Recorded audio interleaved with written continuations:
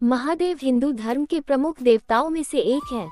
उनके उपदेशों में जीवन के गूढ़ रहस्यों को समझाने वाले कई संदेश मिलते हैं। उनमें से एक महत्वपूर्ण संदेश यह है कि हमें अपनी व्यक्तिगत या गोपनीय बातें अपने रिश्तेदारों और दूसरों को नहीं बतानी चाहिए। इसके पीछे कई कारण हैं, जो हमारे जीवन में शांति, सुरक्षा और आत्मसम्मान को बनाए रखते हैं। प्रिय मित्रों, हर हर महादेव। आज फिर से आपके अपने चैनल मॉरल माई स्टोरी में आप सभी मित्रों का हार्दिक स्वागत है। प्रिय मित्रों, हम भक्ति सागर से कुछ मोती ढूंढकर हर रोज आपके लिए लेकर आते हैं। हमारी वीडियो में आज का शीर्षक है, कितने भी सगे हों, अपने घर की ये बात किसी को नहीं बतानी चाहिए। प्रिय मित्रों, यदि हम अपने घर की निजी बातें और गोपनीय बातों को बाहर के लोगों को बताते हैं, तो इसके दुष्परिणाम हो सकते हैं। इसलिए कभी भी अपनी घर की बातें अपने रिश्तेदारों और दूसरों को नहीं बतानी चाहिए। बाहर के लोग पहले तो आपसे आपके सीक्रेट्स जान लेंगे, फिर आपकी बातें दूसरों को बताएंगे, जो कि बिल्कुल गलत बात है। प्रिय मित्रों, घर की निजी बातें यदि हम दूसरों को बताते हैं तो परिणाम बुरे होते हैं। ये जानना हमारे लिए बहुत महत्वपूर्ण है। आइए इन परिणामों के बारे में चर्चा करते हैं। 1. रिश्तों में दरार आना। अपनी व्यक्तिगत बातों को दूसरों से साझा करने से रिश्तों में दरार आ सकती है। यदि हम अपनी समस्याओं को किसी तीसरे व्यक्ति के साथ साझा करते हैं, तो इससे हमारे करीबी रिश्तों में अविश्वास और गलतफहमी पैदा हो सकती है। महादेव के अनुसार रिश्तों की मजबूती के लिए विश्वास और गोपनीयता बनाए रखना जरूरी है। 2. विश्वास की हानि होना। महादेव कहते हैं कि अपनी व्यक्तिगत बातें दूसरों को बताने से हमारे प्रति उनके दृष्टिकोण में बदलाव आ सकता है। हर व्यक्ति के जीवन में कुछ ऐसे पहलू होते हैं जिन्हें सिर्फ स्वयं तक ही सीमित रखना चाहिए।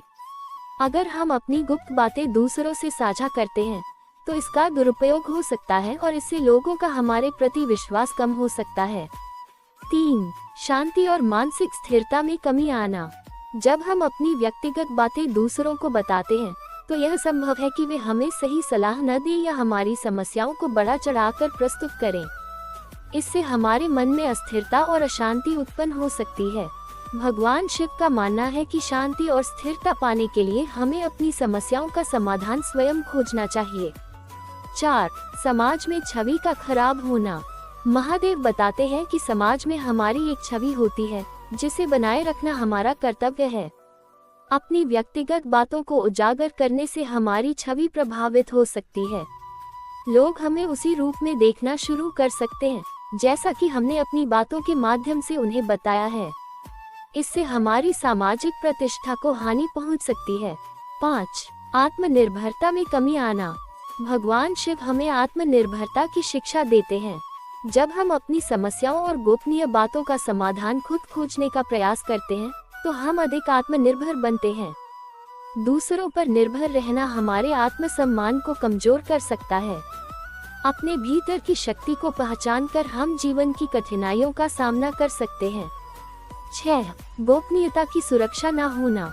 महादेव के अनुसार जीवन की कुछ बातें ऐसी होती हैं जो केवल हमारे और हमारे परिवार तक ही सीमित रहनी चाहिए। इसे साझा करने से हमारी गोपनीयता का उल्लंघन हो सकता है। गोपनीयता को बनाए रखना आत्म सुरक्षा का एक तरीका है, जो हमें दूसरों की नकारात्मकता और शोषण से बचाता है। 7. समस्या का गलत इस्तेमाल करना। जब हम अपनी व्यक्तिगत समस्याओं को दूसरों से साझा करते हैं, तो हो सकता है कि वे लोग इन बातों का गलत इस्तेमाल करें। कुछ लोग हमारी समस्याओं को सुनकर उसका गलत मतलब निकाल सकते हैं या हमारे खिलाफ इसका उपयोग कर सकते हैं।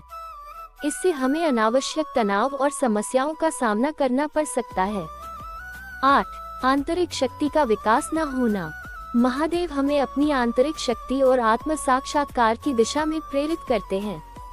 जब हम अपनी व्यक्तिगत बातों को दूसरों से छुपा कर रखते हैं, तो हम अपनी आंतरिक शक्ति को समझने और विकसित करने का अवसर प्राप्त करते हैं। ध्यान और साधना के माध्यम से हम अपने भीतर की समस्याओं का समाधान खोज सकते हैं। 9. अनुचित सलाह का जोखिम होना। भगवान शिव के अनुसार हर व्यक्ति हमारी स्थिति और समस्याओं को सही ढंग से नहीं समझ सकता। जब हम अपनी व्यक्तिगत बातें दूसरों से साझा करते हैं, तो यह जरूरी नहीं कि वे हमें सही सलाह दें।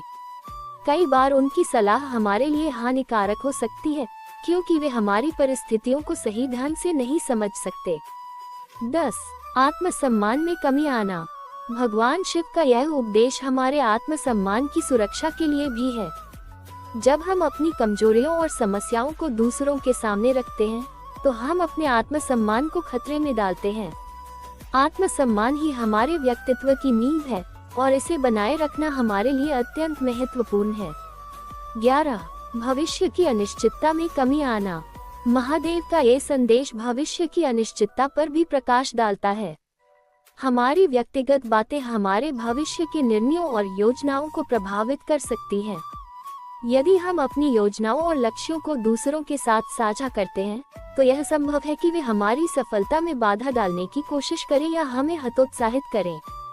कई बार लोग ईर्ष्या, द्वेष या असुरक्षा की भावना से प्रेरित होकर हमारी प्रगति में रुकावट डालने की कोशिश कर सकते हैं। 12. ध्यान और साधना के माध्यम से समाधान।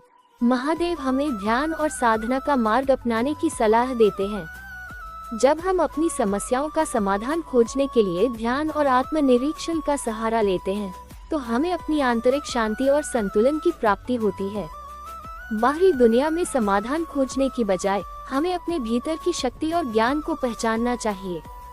इस प्रकार अपनी व्यक्तिगत बातों को दूसरों के साथ साझा करने की बजाय हमें आत्म साक्षात्कार और आंतरिक यात्रा पर ध्यान केंद्रित करना चाहिए। 13. संवेदनशीलता और सहानुभूति की कमी।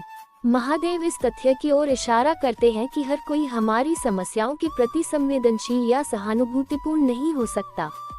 कई लोग दूसरों की परेशानियों को समझने या महसूस करने में असमर्थ होते हैं। वे हमारे व्यक्तिगत मुद्दों को गंभीरता से न लेकर उनका मजाक भी बना सकते हैं। इससे हमें मानसिक और भावनात्मक रूप से आहत होना पड़ सकता है। इसलिए अपनी गोपनीय बातें केवल उन्हीं के साथ साझा करनी चाहिए जो वास्तव में हमारी स्थिति को समझ सकते हैं और सहानुभूति रखते हैं। 14. आत्मविश्लेषण का महत्व। महादेव कहते हैं कि आत्मविश्लेषण के माध्यम से हम अपनी कमजोरियों और कमियों को समझ सकते हैं। दूसरों को अपनी व्यक्तिगत बातें बताने की बजाय हमें अपने भीतर झांकना चाहिए और आत्मविश्लेषण करना चाहिए। इससे हमें अपनी गलतियों को सुधारने और अपने जीवन में सकारात्मक बदलाव लाने का मौका मिलता है। जब हम अपनी समस्याओं का समाधान स्वयं खोजते हैं, तो हम आत्मनिर्भर और अधिक आत्मविश्वासी बनते हैं। 15. आध्यात्मिक जागरूकता। महादेव का उपदेश हमारे आध्यात्मिक विकास से भी जुड़ा है। वे कहते हैं कि जीवन की असली यात्रा हमारी आत्मा की यात्रा है। जब हम अपनी आंतरिक यात्रा पर ध्यान केंद्रित करते हैं और अपनी समस्याओं का समाधान भीतर की ओर देखते हैं, तो हम अपने आध्यात्मिक विकास की दिशा में बढ़ते हैं। बाहरी दुनिया में समाधान खोजने की बजाय हमें अपनी आत्मा की आवाज सुननी चाहिए। ये हमें आत्म साक्षात्कार और आध्यात्मिक ज्ञान की ओर ले जाता है। 16. नकारात्मक ऊर्जा से बचाव। महादेव के इस उपदेश का एक और महत्वपूर्ण पहलू यह है कि यह हमें नकारात्मक ऊर्जा और दृष्टि दोष से बचने में मदद करता है। जब हम अपनी व्यक्तिगत बातें दूसरों से साझा करते हैं, तो यह संभव है कि वे हमें बुरी दृष्टि या नकारात्मक ऊर्जा से प्रभावित कर सकें। यह नकारात्मक ऊर्जा हमारे जीवन में बाधाएं उत्पन्न कर सकती है और हमें मानसिक और भावनात्मक रूप से कमजोर बना सकती है। इसलिए अपनी गोपनीय बातों को दूसरों से छिपाकर रखने से हम खुद को इन नकारात्मक शक्तियों से बचा सकते हैं।